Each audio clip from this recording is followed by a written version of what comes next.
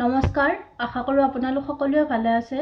আজি ভিটামিনৰ ওপৰত বনোৱা ভিডিঅ'ৰ পাৰ্ট 4 হয়। এই ভিডিঅ'টিত মই ভিটামিনৰ লগত তাৰ ৰাসায়নিক নামসমূহ লৈ আহিছোঁ।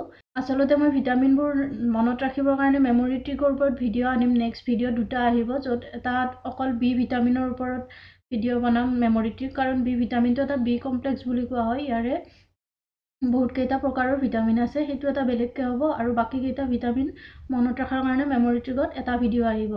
কিন্তু ভিডিঅ' কেইটাত মেমৰি ট্ৰিকটো মনত ৰাখিবৰ কাৰণে কি হয়, ইয়াতে যিকেইটা নাম আছে ভিটামিনৰ, একচুৱেলি যেনেকৈ ভিটামিন এ ৰেটিনল হয়, তো এই নামকেইটা আগতে জানিব লাগিব, আৰু যিকেইটা মেমৰি ট্ৰিকত শব্দ ব্যৱহাৰ হ'ব বা যেনেকৈ আমি ৰিলেট কৰিম, তাত ইয়াৰে কিৱৰ্ড কিছুমান ব্যৱহাৰ হ'ব। সেইকাৰণে মই বহুত সাধাৰণভাৱে নামকেইটা জনাৰ কাৰণে ভিডিঅ'টি আনিছোঁ। যেনেকৈ ইয়াতে মই আণ্ডাৰলাইন কৰি দিছোঁ যিকেইটা ৱৰ্ড।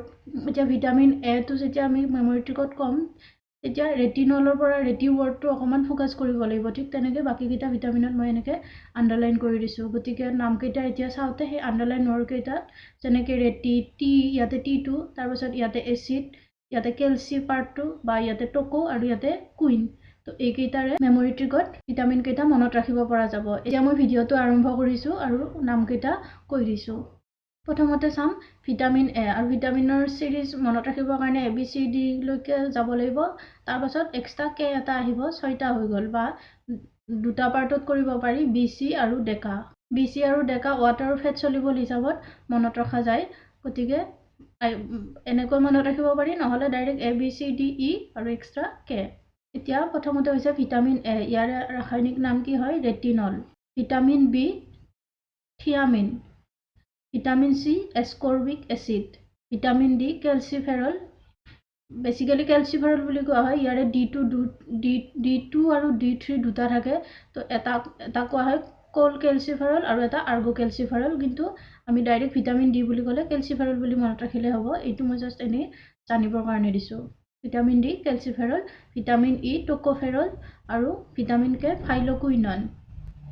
তো ইয়াতে ফ'কাছ ৱৰ্ড কি হয়? ৰেটিনলৰ ৰেটি, আৰু থায়ামিনৰ T2 ফ'কাছ কৰিব লাগিব।